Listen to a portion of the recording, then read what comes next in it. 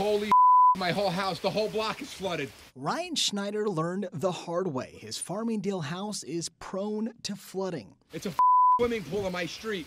My truck's about to float away. To prevent bitter buyers, a more than 20-year-old law is getting a refresh. It's called the Property Condition Disclosure Act, which makes home sellers fill out an official form detailing any issues with the property.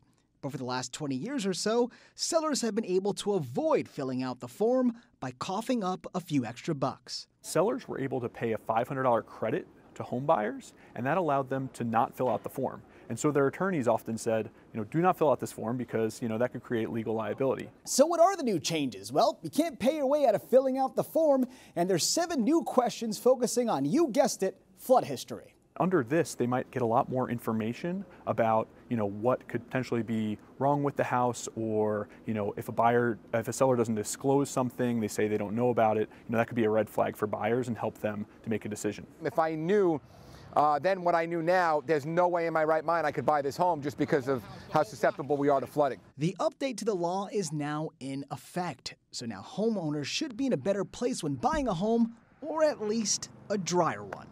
Ken Bufa, Newsday TV.